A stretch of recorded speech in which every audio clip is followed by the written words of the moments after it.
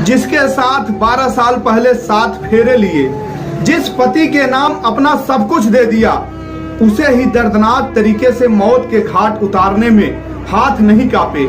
आखिर इसके पीछे वजह क्या रही होगी, ये सोचकर भी हर किसी का दिल दहल उठेगा। यही सोचकर पुलिस भी पति का कत्ल करने वाली उस महिला से कुछ खास पूछताछ नहीं कर पाई। लेकिन जब उस महिला से महिला पुलिसकर्मी ने इमोशन होकर पूछताछ की तो वह टूट गई। फिर जो अपनी आप बीती सुनाई, उसे सुनकर पुलिस अधिकारी भी दंग रह गए। सोचने लगे कि इस महिला की जगह कोई दूसरी महिला रही होती तो क्या करती। नमस्ते, आदाब, सत श्री अकाल, अभिवादन स्वीकार करिए सौरभ सोशलिस्ट का। स्वागत है आप सभी का अपराध की दुनिया में। दोस्तों, अपराध की दुनिया में सच्ची घटनाओं पर आधारित कहानियां आप लोगों के बीच लेकर आता हूं। एक कहानी को रिसर्च करने में काफी समय लगता है, कभी न्यूज़पेपर तो कभी इंटरनेट तो कभी वेबसाइट तो कभी जमीनी हकीकत, फोन कॉल से जानकारियां एकत्रित करता हूं, तब आप लोगों के बीच सच्ची घटना लेकर आता हूं। तो प्लीज अगर आप लोग चैनल पर नए हैं तो सब्सक्राइब कर लें, वीडियो को शेयर कर दें अगर आप लोगों को अच्छा लगता है। आइए लेट न करते हुए, देर न करते हुए कहानी को शुरू करते हैं। राजस्थान का एक जिला है भरतपुर, वहां की यह सच्ची घटना है। 21 मार्च 2022 की यह घटना है। 24 मार्च 2022 को पेपरों में प्रकाशित होती है, तब इस घटना को पूरा भारत देखता है। वहां पर एक परिवार रहा करता है जिसमें उनकी पत्नी, पति और उनकी 2 बेटियां रहा करती हैं। सब कुछ ठीक ठाक चल रहा था। पति जितेंद्र सैनी, जिनकी उम्र 30 वर्ष बताई गई, और पत्नी दीपा, जिनकी उम्र 25 वर्ष बताई गई। इन लोगों की 12 साल पहले शादी हुई होती है। मतलब आप कह सकते हैं 2022 की यह घटना है तो 2010 में इन लोगों की शादी होती है। घर परिवार ठीक ठाक चल रहा होता है। पति जितेंद्र परिवार से अलग होकर अपने पत्नी, अपने बच्चों का पालन पोषण करने के लिए दूर शहर में चला जाता है। वहां पर फल की दुकान लगाने लगता है, जिससे इनका परिवार चलता है। सब कुछ ठीक ठाक चल रहा होता है, लेकिन इसी बीच पति जितेंद्र जो होता है उसको शराब की लत लग जाती है। दोस्तों, नशा नाश की जड़ होती है। यह जिसको लग जाती है वह छूटती नहीं।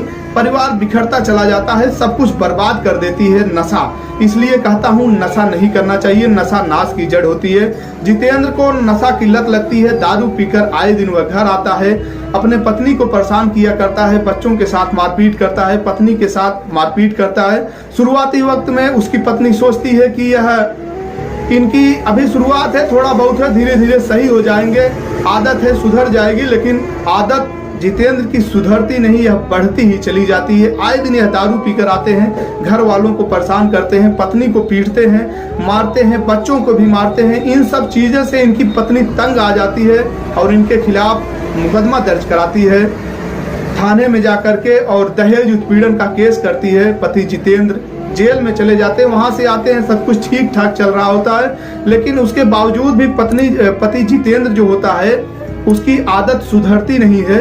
वह दारू पी करके दारू के नशे में आता है।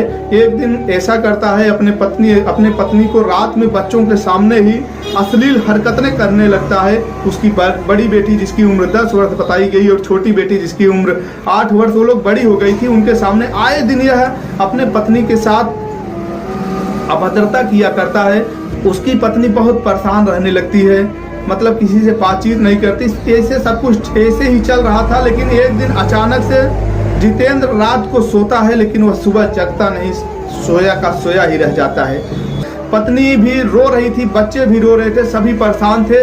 लेकिन जो जितेंद्र का भाई था, जितेंद्र सैनी का, वह पुलिस थाने पर जाकर रिपोर्ट करता है। कहता है कि हमारा भाई रात को सोया हुआ था, सुबह वह जगता नहीं है, उसकी संदेह मतलब कैसे मृत्यु हुई इसका कुछ पता नहीं है। पुलिस रिपोर्ट दर्ज करती है और जांच करना शुरू करती है। जब पुलिस पूछताछ करती है तो पुलिस को शक होता है इसकी पत्नी के ऊपर।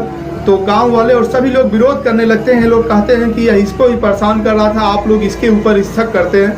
पुलिस कहती है कि हमें अपना काम करने दीजिए, क्योंकि यह मर्डर का केस है, इसको हमें सुलझाना है। पुलिस जब ले जाकर के इसकी पत्नी से पूछताछ करती है तो पहले तो पत्नी इधर उधर की बातें करती है, लेकिन जब कोई महिला पुलिसकर्मी इसको अपने विश्वास में लेकर पूछताछ करती है कि बताइए क्या पूरा मैटर है, तो जब वह जो बात बताती है तो वाकई में वह बात जमीन आपके पैरों तले से जमीन खिसका देगी। दोस्तों, इसकी पत्नी कहती है कि यह दारू पीकर आता था, रात में हमारे साथ अप्राकृतिक संबंध बनाता था, और बहुत परेशान किया करता था, मारता था, पीटता था। एक दिन ऐसा हुआ कि यह दारू पीकर बहुत ज़्यादा आते हैं, हमको खूब मारते हैं रात को।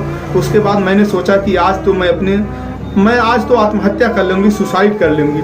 लेकिन तभी हमारे दिमाग में आया कि अगर मैं मर जाती हूँ तो यह तो दूसरी शादी कर लेगा, इन बेटियों का क्या होगा।